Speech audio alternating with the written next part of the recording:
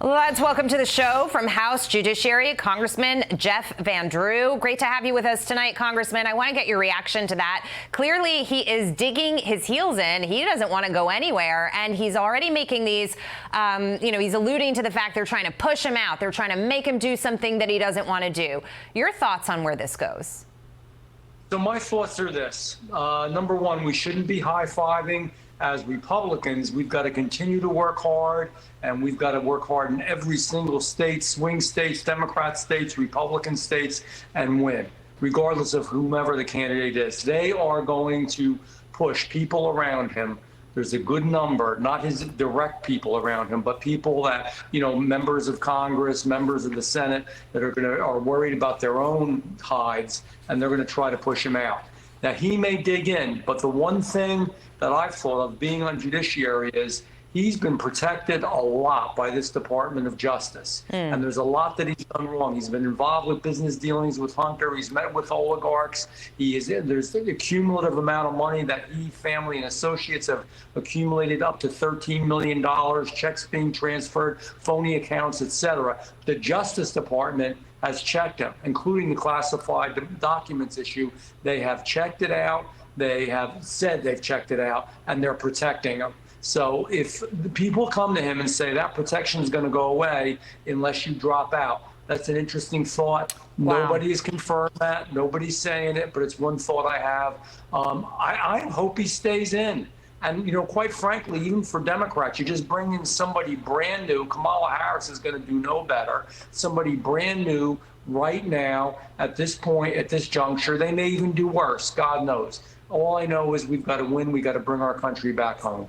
That's pretty powerful, and I appreciate you putting your theory forward, even though a lot of this is speculation, Congressman. But why don't you stick with me for a theory that I had? I'm trying to understand why they would do this disastrous debate in June. And my thoughts now afterwards are they're going to do this Stephanopoulos interview, which is going to air tonight. They're going to do a bunch of very controlled things between the hours of 10 and 4 when he's supposed to be the sharpest. And they're going to say he had a bad night. And they're going to hope people forget about it. If he stays in the race, do you think that's possible? Do you think people can forget about, the fact that he couldn't really put a coherent thought together last week?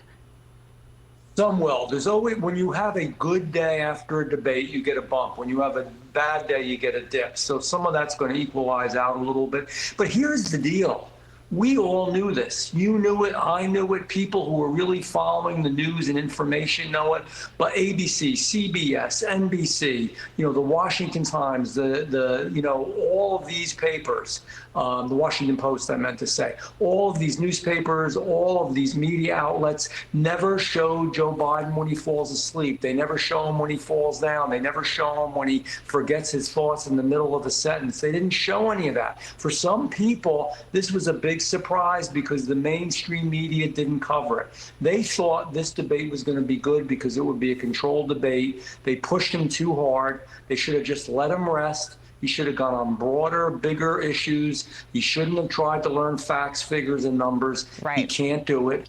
And they made a mistake, and they overworked him, and he was exhausted. But remember, he has good days and bad days. The next day in North Carolina, he did fine. State of the Union, he did fine.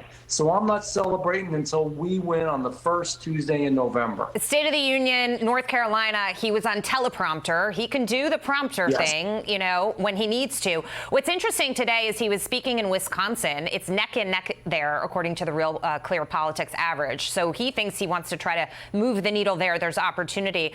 Wall Street Journal today, John McCormick saying this: Minnesota, New Hampshire, and Virginia, which typically back Democrats in presidential elections, are being closely watched.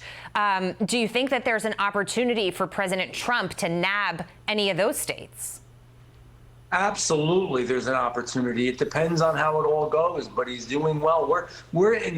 I'm the head of his campaign in the state of New Jersey. Tough state, all blue.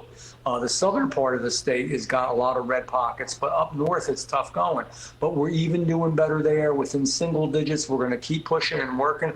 I'm not giving up on New Jersey, either as President Trump. We're certainly not going to give up on those other states. We are living history.